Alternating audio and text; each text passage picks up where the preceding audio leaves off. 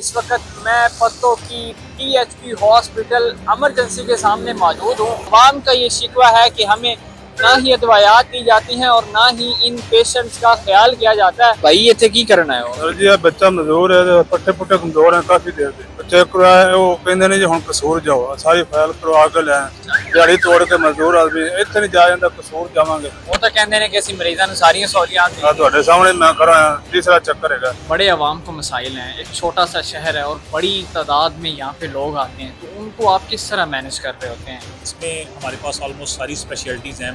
Medicine है, surgery है, gynae है, पीड्स है, और हमारी गायनी और एमरजेंसी 24 घंटे चलती है। तो कौन कौन सी ऐसी मेडिसिन है जिनकी यहाँ पे हॉस्पिटल में ज़रूरत है और आवाम को देनी भी चाहिए और वो नहीं आ रही? उसमें मतलब नो डाउट कुछ ऐसी मेडिकेशन होती हैं जो कि मरीज़ को नहीं मिल रही होती, तो अब हमारा OPD का ये है कि हम OPD में खुद से परचेज़ नहीं कर सकते। अस्सलाम वालेकुम, मैं हूँ आपका मेज़बान अली बादामी। नाज़रीन, इस वक्त मैं पत्तों की PHP हॉस्पिटल इमरजेंसी के सामने मौजूद हूँ और पाकिस्तान के हेल्थ सिस्टम की अगर बात की जाए तो आवाम का ये शिकवा है कि हमें ना ही दवायात दी जाती हैं और ना ही इन पेशेंट्स का ख्याल किया जाता है और डॉक्टर सब अपनी ड्यूटी पूरी नहीं करते।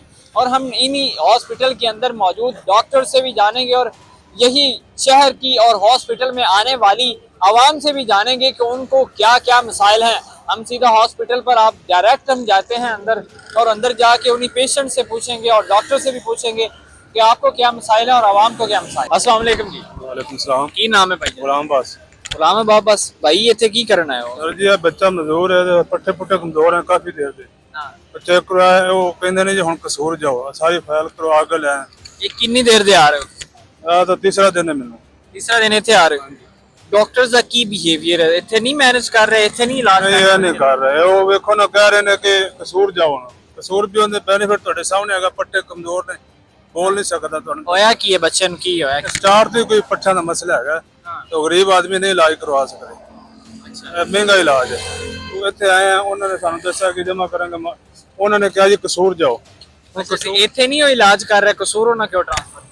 वो कह रहे हैं जी कसूर डॉक्टर को साइन करा के लो, ਤੁਹਾਡੇ ਵਿੱਚ कागज नहीं है, ये नहीं है। वो केड़ा कागज?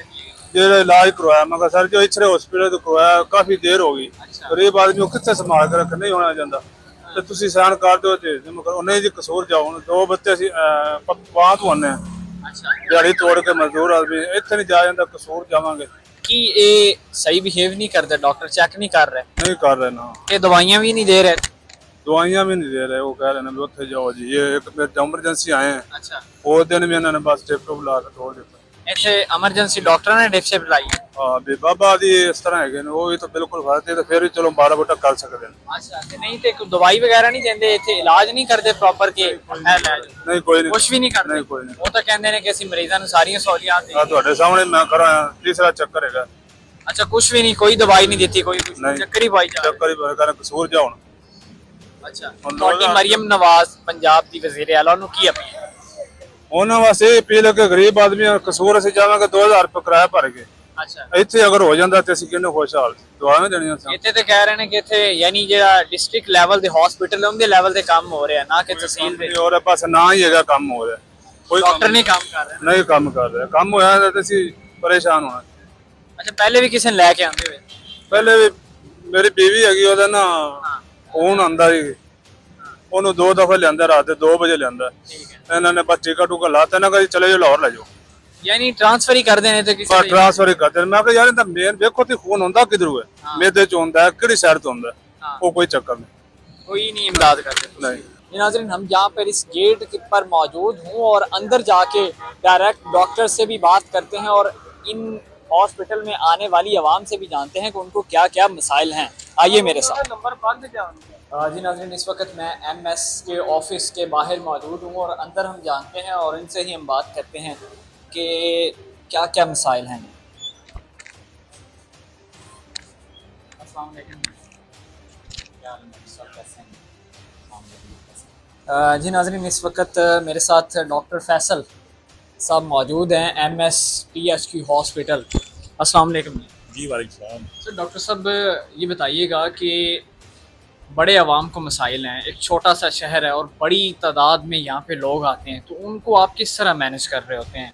लोग बाहर ये भी कह रहे होते हैं कि हॉस्पिटल इंतज़ामिया हमारे साथ जो है कॉरपोरेट और अकोमोलेट नहीं कर रही, उनको बड़े मसाइल हैं। जी देखिए, हमारा हॉस्पिटल है, ये 70 बेडेड हॉस्पिटल है, तहसील हेडक्वार्टर हॉस्पिटल पत्तों की। आपको पता है कि आबादी के लिहाज से हमारे जो शहर है, बहुत से गांव अटैच हैं। तो सारा जो गांव का मरीज़ है, लोड है, रेफरल है, वो सारा यहीं पे आता है प्राइमरी से। और ये सेकेंडरी लेवल का हॉस्पिटल है। तो ये 70 बेडेड हॉस्पिटल है। इसमें हमारे पास ऑलमोस्ट सारी स्पेशलिटीज़ हैं। मेडिसिन है, सर्जरी है, गायनी है, पीड्स है। और हमारी गायनी और एमरजेंसी 24 घंटे चलती है। ओपीडी हमारी 2 बजे तक होती है। और हमारा तकरीबन 1000-1200 के करीब ओपीडी है एवरेज।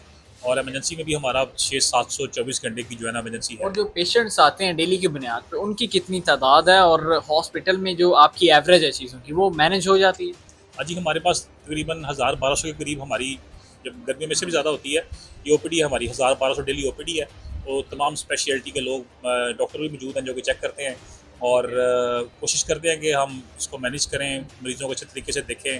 तमाम डॉक्टरों को भी यही मेरी रिक्वेस्ट होती है कि यार प्रॉपर तरीके से मरीज़ को देखो। ये जो डॉक्टर साहब अवाम शिकवा करती नज़र आ रही कि सरकारी हॉस्पिटल्स के अंदर जो है डॉक्टर जो साहिबान है वो अपनी मर्ज़ी से काम करते हैं, और जहाँ पे इन्होंने स्लिप लेनी होती है, और मेडिसन की जब बात की जाए तो उनको मेडिसन भी नहीं दी जाती। तो कौन कौन सी ऐसी मेडिसन हैं जिनकी यहाँ पे हॉस्पिटल में ज़रूरत है और आवाम को देनी भी चाहिए और वो नहीं आ रही? देखिए, उसमें गवर्नमेंट की तरफ से जितनी भी हमें दवाई मिलती है, जो हमारी सप्लाई आती है, बल्क सप्लाई कसूर से, वो हमारी ओपीडी में सारी मेडिकेशन यूज़ होती है। उसमें मतलब नो डाउट कुछ ऐसी मेडिकेशन होती हैं जो कि मरीज़ को नहीं मिल रही होती। तो अब हमारा ओपीडी का ये है कि हम ओपीडी में खुद से परचेज़ नहीं कर सकते। जो हमें ओपीडी में जो सप्लाई आती है वही हम दे सकते हैं। बाकी इमरजेंसी मेडिसिन है, सेहत सहूलत कार्ड पे जो मरीज़ दाखिल होते हैं उनकी टोटली दवाई फ्री होती है। इमरजेंसी में टोटली दवाई फ्री होती है।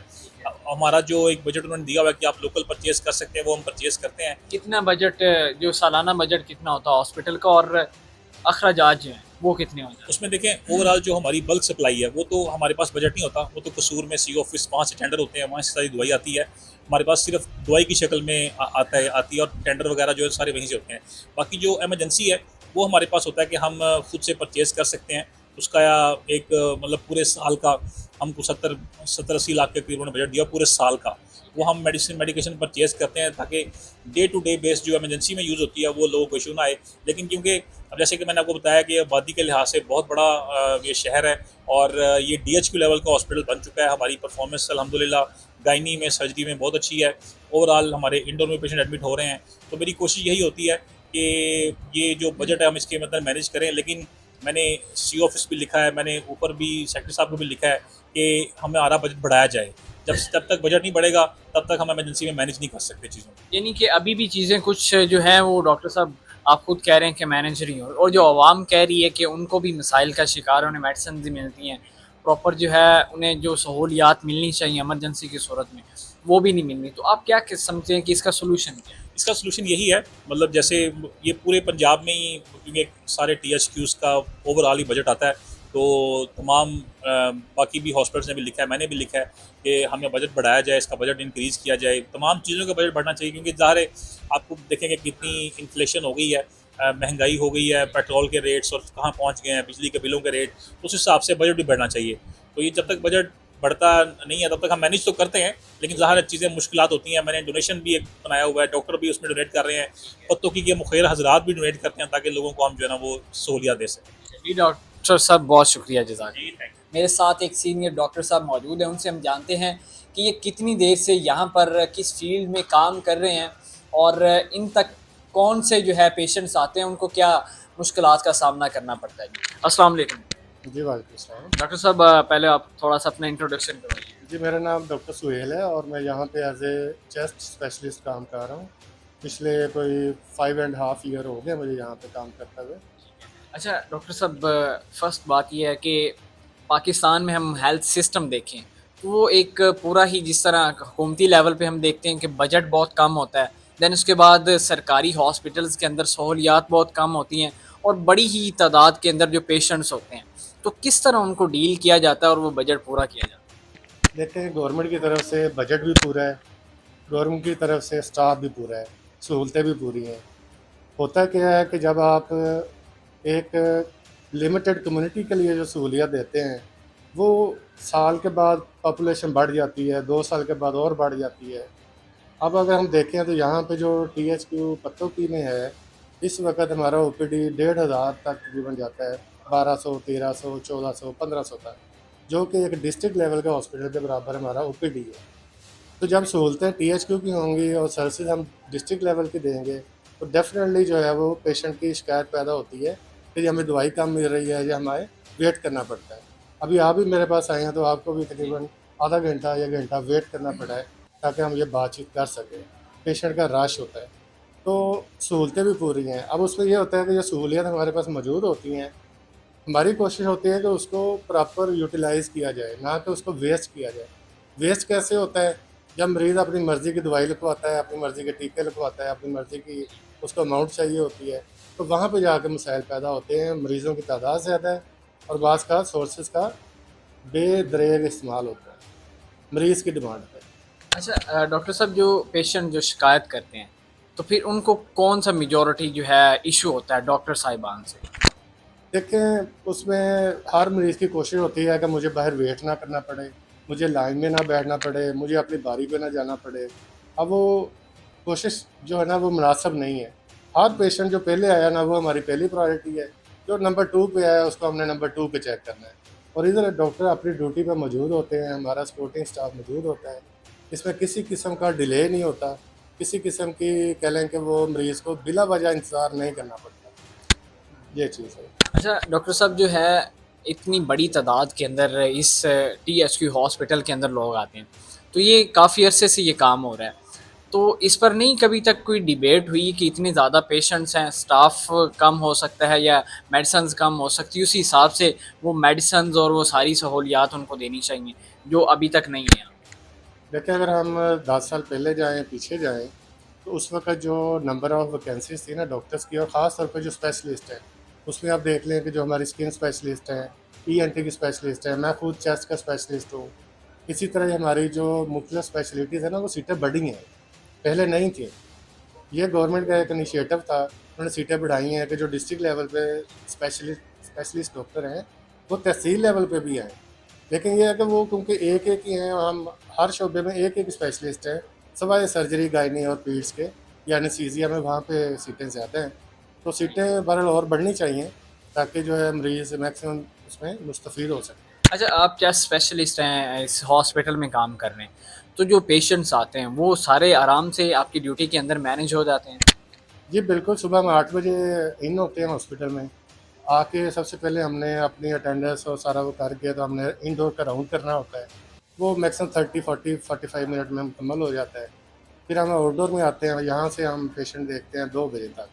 बीच में हमने इमरजेंसी को भी कवर देना होता है, और अगर वार्ड में कोई सीरियस पेशेंट हो जाए तो उसको भी जाके विज़िट करना होता है। ना सिर्फ OPD करते हैं, बल्कि यहाँ से हमारे जो पेशेंट दाखिले वाले होते हैं उनको हम एडमिट भी करते हैं ताकि उनका एडमिट करके उसका प्रॉपर ट्रीटमेंट और उसका प्रॉपर डायग्नोस कर सकें। ये पाकिस्तानी अवाम में एक पाया जाता है कि जो सरकारी मुलाजमीन हैं, चाहे वो डॉक्टर्स हैं, चाहे वो और भी किसी फील्ड से हैं, वो अपनी सरकारी ड्यूटी पूरी नहीं करते हैं, जबकि प्राइवेट जो उनके क्लिनिक्स हैं उन पर वो प्रॉपर एक ख्याल भी करते हैं। तो इसका क्या है, आप क्या समझते हैं कि सारे डॉक्टर्स इसी तरह हैं या उसमें कम अज़ कम या हर कम्युनिटी के अंदर कुछ डॉक्टर्स पाए जाते हैं? लेकिन जो सरकारी ड्यूटी है उसकी डिमांड अपनी है, वो पूरा टाइम करना चाहिए, मुझे भी करना चाहिए, बाकियों को भी करना चाहिए। जो ड्यूटी के बाद डॉक्टर को अगर अपने प्राइवेट बैठता है तो वो कानूनी तौर पे उसका तहफ़्फ़ुज़ है। मतलब कि एक ऐसा डॉक्टर है, उसको कानूनी तौर पे वो अपनी प्राइवेट प्रैक्टिस कर सकता है।